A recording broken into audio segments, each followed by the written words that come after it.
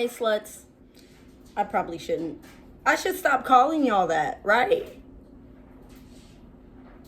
No. Welcome back to Abundance. Yeah, this is the life of Jay White. Hold on. If you're new here, you're a whore. But also, I love you. And I'm Jay White, aka Jada. And I am here talking about my life, my journey with the Lord, my business, my love life, every goddamn thing. Y'all, language. It's been a long day. But everything that happens to me in this journey that I have with Jesus, y'all, and I'm telling you, it's taking everything in me to post and do this right now. But I told y'all, we're on it this year. So, this old plan. This old plan. Discipline sounds like this old plan.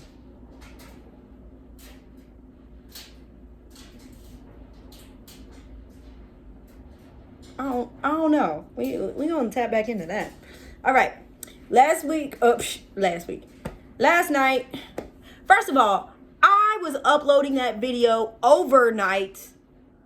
It didn't upload until 5 a.m. That video was sitting on my computer uploading all night. All night. The entire night. I slept through it.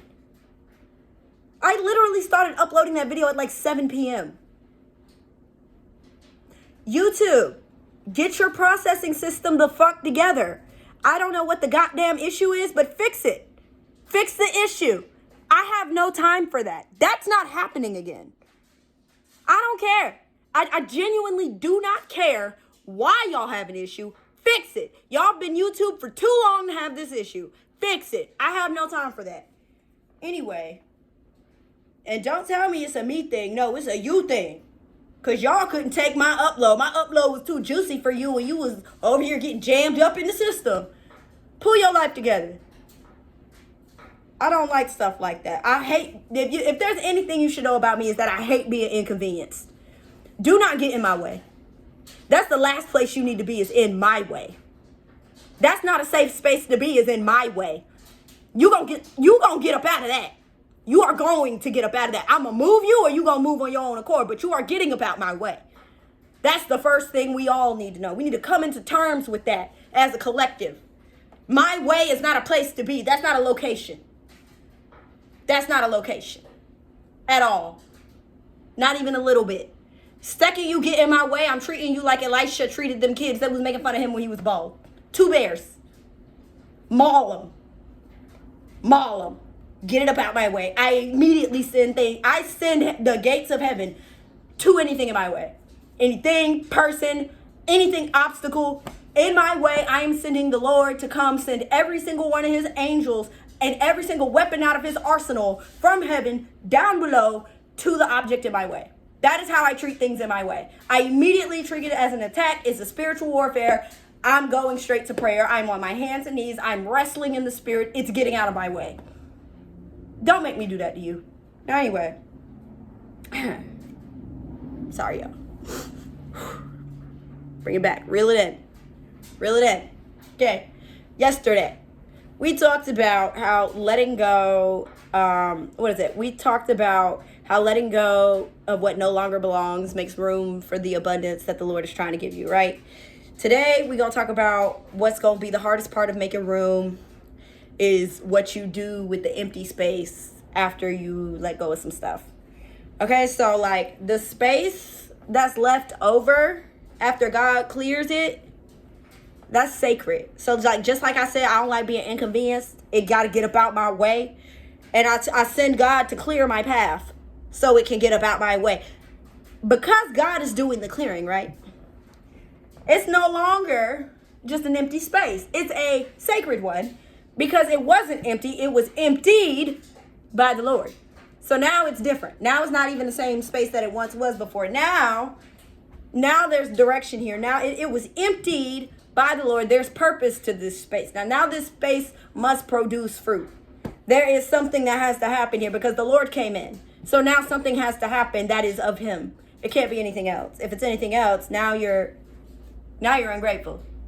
Now you're not a good steward of the things he gives you. Now he's side-eyeing like, well, if I can't even trust you, to cherish the space I cleared for you, how can I trust you with anything else? It's that simple. It's literally that simple.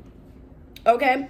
So, like, there have been seasons where, like, God's taken things out of my life, and instead of waiting for him to fill the space or seeking him to fill the space, I tried to replace those things. A lot of times it would be with, like, work. Like, a good example would be, like my commitments in work and my social commitments. Romantically, I've tried to, like, replace emotions with other ones. Like, I've just done it all. But it just doesn't do anything. It actually just avoids the silent season. And it delays the silent season. Like, you're just creating all this noise and busyness. Like, if I would have just shut up, sat down in, like, 2018... I'd be in a different space right now. Well, actually, I probably wouldn't. I don't know. Because I feel like the things, I did shut up and sit down in 2018. But the things I was learning then and things I'm learning now are just different. Like, I don't know. Maybe that wasn't a good, maybe I'm not the example for this. Because I go through continual seasons with God. Like, my seasons with God are, like, take me through that. I prayed what I like to call the stupid prayer. Use me. Way to go. Here he is, using me. I call it the stupid prayer because you don't know what you're saying until you say it. Like, you don't know how ignorant you are of what you're saying. And, like, you don't know how dumb you are saying it. Like, you just don't know. Like, and I don't know what else to say other than, like, you dumb saying that. Like, you saying that because you desperate and you want love in its highest form. And you like, yes, God's the place to go. And that's not stupid. Thinking that is not dumb. But what you think is going to happen when you ask for something like that, those thoughts might be a little dumb. Because you thinking like, oh, I'm asking for God to use me. This going to lead me to the promised land. It is. But, like, you got to remember, them Israelites spent a good time in the wilderness. Like, it was a good long portion of life lived in the wilderness before they even reached the promised land. And I feel like people just get so, like, kind of like Joseph with his dreams and stuff, when he was telling his people, like, you get so, like, caught up in the outcome and how it's gonna be. Like, because even me, like, back in the day, I used to tell people I'm single Auntie Jada with a private jet. Like, I'm gonna be lit. Like, I'm going to be lit. I used to say that all the time, all throughout college. And I realize now, like, everybody not happy for you. So even if nobody physically threw me into a pit, I guarantee you some people who heard me say that spiritually threw me in one, mentally threw me in one. Don't deny it. You did it. I know. I don't understand, like, why people don't think I know when shit is talked about me, or, like, why they think I'm just, like, living in this la la land. I guess because I, like, carry it like I am. But, like, let me say this one more time. Everything that has ever been said or done about me behind my back, I'm well aware. I just have grace and mercy. And I'm not about to sit here and hate people. For what? You already hate me. I don't have to do any more work than that. Like, you're doing it all. You're doing the legwork. Like, I don't have to do anything. Like, you're doing the legwork. You hate me. Like, I don't need to do nothing. Like, do you? Please talk about me. Bring me up to your God. Like, do all of that. Like, I don't care. Like, I don't care. Sorry. It's just not fazing me. And I've already put the blood of the Lamb over me. I'm protected. And so anything you do to touch me, you just touching Jesus. And then you over here tapping on Jesus, like, he not going to sock you for that. Good luck. I don't have anything to be upset about. When you know that that's what's happening, when people speak on you and talk about you and all that stuff, when you know that Jesus is already going to get the get back and he's getting it back for you, even without your knowledge, like, you don't even flinch at stuff like that because it don't matter. Like, it just simply don't matter. So, But yeah, you avoid the silent seasons when you brush to replace the space. So, what to expect this episode? Lord, we've talked for 10 minutes and I ain't even gone into the episode yet. It's going to be a long one. What to expect this episode? Why the empty space makes us uncomfortable, the dangers of self-filling what God cleared, and then how to wait without wasting the season. Okay, so the main topic is, don't fill the empty place with a distraction, okay? But, like, sometimes God leaves a space on purpose. So, like, empty space in your life, that's not punishment. it's preparation. Like a lot of times when there's silence, like that is where the clarity is coming in. Like those waiting seasons like really get you back in that mindset and help you like figure out like what it is that you really want out of life. And not only what you want, but like what does God want for me out of life? Like what's going on here? Am I just going through the motions of what I thought I wanted previously? Like, ooh, and this is a shout out to the Affirmation Summit. This is a good like time to talk about practicing that pause and always taking that time to stop and look inward. The Bible tells us to do that so much. It says stop, look at yourself, stop, look at yourself, stop, look at your heart, judge yourself, prune yourself. Like you should be actively looking inward as you journey with God. Like everything you do like should glorify God and make you like ask God like, hey, are you proud of this? Is this okay? Like I have a deep conviction for sin. Like I can't even vent to God without apologizing after. Like that's how deep the conviction goes. So like you have to know like these seasons where you're just empty and it's silent and you're waiting for something to come in, like God's doing something in you. He's doing something in you. And though you can't see it, shit, sometimes you can't even feel it. You don't even see it happening. Like you don't even know. But like one of these days you look up and then it's Isaiah 19 all over again. And it's like, behold, a new thing has begun. Do you not perceive it? And it's already begun.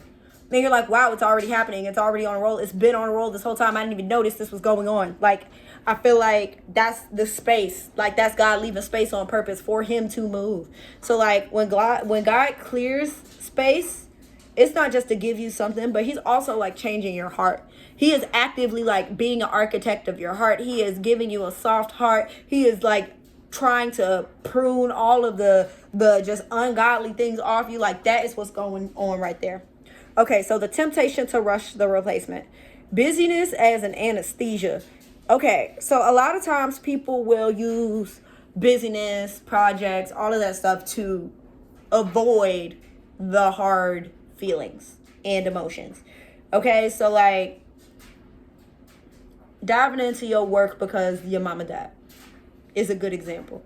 People have a hard time with grief. And so instead of working every day, I'm just going to work myself to the bone every day. Or like, what is it? Instead of like working on my emotions every day, I'm going to work myself to the bone every day. And it's like, you're still doing work, but like you're not doing the emotional work and you're not doing the emotional labor. And like, I don't think people understand the impacts and the effects that has on your nervous system, especially as a woman. Like when you don't process your emotions carefully and accurately in real time, you increase your health risks. Like when your nervous system is living in fight or flight too long, girl, you can develop autoimmune diseases like that. Like you can't just be out here using busyness as an alternative for the stillness that you need with God. You need to sit in it. Whatever it is, sit in it. Just sit in it. Like I know, and I was talking to my mom about this because I feel like, you know, my dad struggles with this a lot, is just sitting with the hard feelings. And I feel like a lot of men and women, especially black men and women, they have a hard time just sitting with the hard emotions, but sit with it. Sit with it. How does this make you feel? It sucks, doesn't it? You don't like it, do you? Stop trying to rush through that. No, sit in it. Be sad. Be upset. Let your nervous system run its course. Be upset. Feel it all the way, please. So your children don't have to. But also, like, for you. Sorry, that was me. That was a get back. But, yeah, like, you have to go through those emotions. You have to reflect. You have to feel. You have to grieve. You have to process. You can't skip that part. You're only, and I've done this. I've skipped it. I've skipped that part. I've skipped it over and over again, repetitively, over and over again. In fact, I remember the day I started skipping those feelings. It was sometime in college. I was at the end of my rope. And then some man had the nerve to break my heart. And at that moment, I said, you know what? I can't keep feeling these things. I already feel like this. And it's already hard. And I told him and I asked him not to make me feel worse. And he did. I can't keep feeling this. It sucks. I'm tired. I'm numb. I'm not doing it. And so I did everything. I ran to substances, parties, turn-ups, bad friendships, bad situations, one night stay, all of it, you name it. Just anything to not feel. Anything to not feel. Anything to not feel. I did not want to feel it. I just did not want to feel it. I didn't let myself feel those emotions, like those specifically. Those emotions. The ones that I held back all the way in 2016, 2017, 2018. I did not let myself feel those emotions until 2023. I didn't start feeling that pain until 2023. I was locked in fight or flight and put myself on mute from feeling those emotions until 2023. When my ex left me and I started sitting down with myself, I don't know what happened, but it like cracked something. And I was like, okay. And then I had a run-in with the guy that hurt me and caused the shutdown in the first place. I had a very deep, long conversation with him and just kind of let him know everything that I was feeling during that time. And when I tell you that opened the floodgates, it opened the floodgates. I forgot about all the shit I was dealing with before he came into my life. And it all bubbled up on the surface, like all of it. I mean, even down to what I was feeling before I even came to college. It unplugged everything. I mean, it literally was a what is it, a rip cord or a zip cord or whatever it is, like a rip tie where you like pull something and a whole bunch of shit just come out. Like, that's exactly what it was. I mean, the floodgates just opened. Everything poured out of me. I was like, damn, I didn't know I was holding all that back. I was literally looking like, I still look back at like, no wonder my nervous system was tweaking. I literally, like, I was locked in fight or flight from 2016 all the way up till 2023, which is what, 7 years of fight or flight? And I'm on year 2, going into year 3 of being out of it. Of course I got screws loose. Of course I'm crazy. Of course I feel big things and have big emotions. It's going to take me some time because I was just not dealing with things. And then anything that happened to me in that period while I was numbed out, like, that's like sprinkled on top. But like, we dust that off because it never really settled in my system all the way anyway. Which, that probably hurt some people's feelings, but whatever. All right, substitutes for intimacy. We often replace God's presence with people, platforms, or productivity, and then premature attachments. We fill the space too often, too fast with, like, filling it too often and too fast recreates the patterns in new packaging, if that makes sense. So, like, instead of, like, sitting with your stillness, you're going to immediately jump into something new or something else. Instead of sitting with God and asking him what the strategy is for this space. And now you're off, even though you're doing a new thing, you're doing it the same way. Because you didn't take the time to assess yourself, what this thing that was taken away from you was doing with you. Like, you didn't take the time to reflect, so you're not changing anything. You're simply just taking one thing out and putting another thing in its place, and there's no changed behavior, so you're still doing it the same way. So essentially, you might as well have kept the thing. So yeah, always stop. Like, when God removes something, stop. Pause. Give it time. Let it breathe. It has a natural ebb and flow about these things. And a lot of times what God is showing you is that you got too much dip on your ship and you need to relax.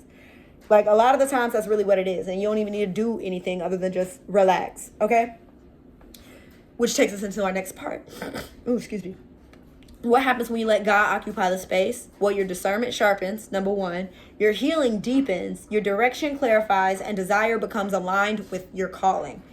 All of that is self-explanatory. I really don't need to get into it because that's just what happens. Like, that's what happens. You get close to God, all of these things are guaranteed to happen to you. Empty seasons become formation seasons, and it's just not...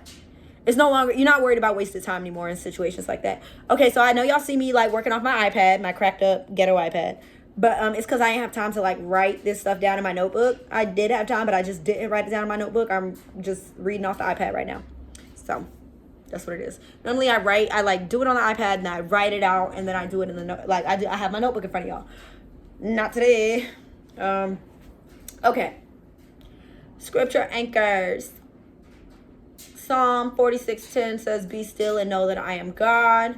Lamentations chapter 3 verses 25 through 26. Ooh, the Lord is good to those who wait. I think there's more to be said there. So we're going to go look it up. Lamentations chapter 3 verses 25 through 26.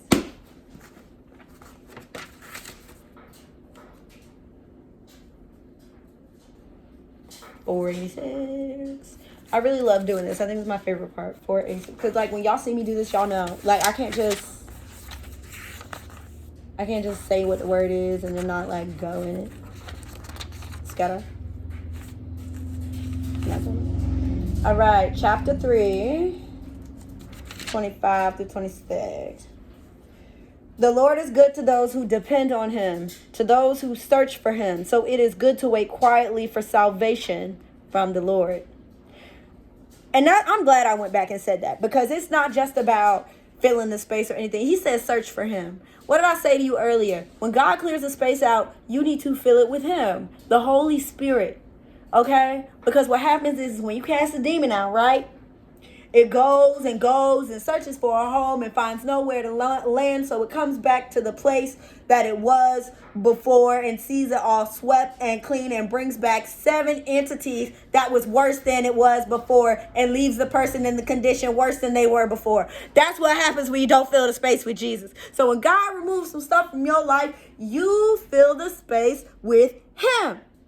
Because it is no longer just a space. It is a space that has been emptied by God. So therefore, it needs to be filled by God. 1 plus 2 equals what? 3. Now anyway, well, 1 plus 1 equals 3, but y'all don't know that. And we're gonna leave that where it's at. But y'all don't know nothing about that. Okay? Well, some of y'all might. And if you know something about that, put something in the comments. Say, I know about that. I know about that. But anyway. All right, so that was Lamentations. And then the last one is Isaiah 30, 15. Isaiah chapter 30, verse 15. Ooh, I don't even know what that is. I don't know that one. 404. Ooh, I do not know what. Isaiah! Alright. Chapter 30. Chapter 30 is crazy. There's 30 chapters in Isaiah. Oh, you was well, obviously, because 46, duh. Yeah, he was rapping. Sir, you had a lot to talk about, huh? And we looking for number 15. Oh, perfect. At the top of the page. Hello. Right, 30. Yep, 15. Yep, 15. Hey. Okay, this is what the sovereign Lord, the Holy One of Israel, says.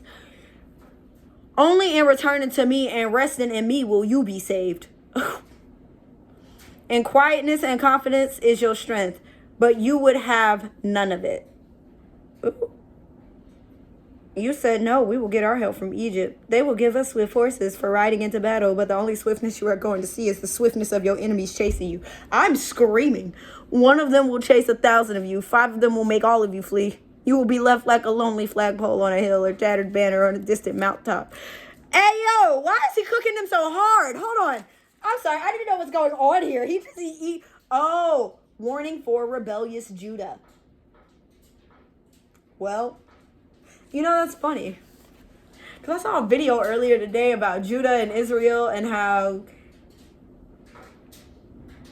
it's a rabbit hole. Do I have time for that? It's a rabbit hole. But basically, you make sure your heart is like Judah. And that that God has a covenant with your heart. And that you're not part of the land covenant. And I'm going to leave that where it is. Because Israel is more than a land. It's a people.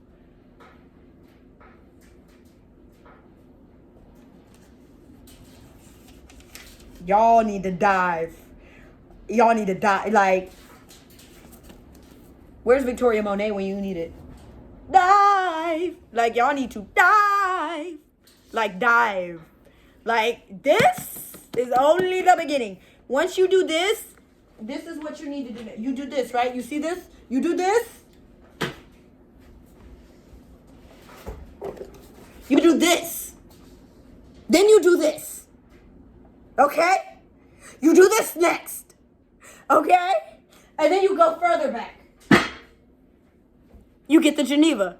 And you go further back. Okay? You research. You seek out God for yourself. All right? There are so many false prophets out here, and I'm not saying who is and who ain't. I don't know. But there's too many of them. It's too many of them hoes. Go seek out the Lord for yourself. Stop looking at other people. Don't stop supporting people like myself. Don't stop supporting people like the Christian Bae, 'cause she's real. But you need to be seeking God out for yourself. I kid you not, you need to be seeking his face. He shows himself to those who look for him. Go look for God. Go look for God. Go look for God. Seek him yourself. Seek him yourself. Don't tell nobody what you're doing. That is a personal relationship. Your relationship with your Holy Father is yours. You need to do that on your own. That is a solo journey. You are allowed to have trusted mentors and advisories and flagpoles along the way. That is a solo trip, though. There are no passengers. Go alone. Love you. The most, actually. Love you. Nobody's going to tell you that. Other people want to be a part of that. That's not for them. It's yours. Your relationship with God is yours. Go alone. Go alone. You can come back and get people later. I had to go alone. I'm coming back and getting y'all. Go alone. Love you. All right. Practical application. So the empty space audit. Y'all know I love giving y'all some audits and shit. All right. So you got to identify one area God recently cleared, whether it's relationship. Whoa. Don't know what I just said. Whether it's a relationship. Okay. Mind is going faster than mouth. That's what's happening. Okay. Whether it's a relationship, a habit, a season, or an identity. And then how you've been tempted to refill it quickly. Okay.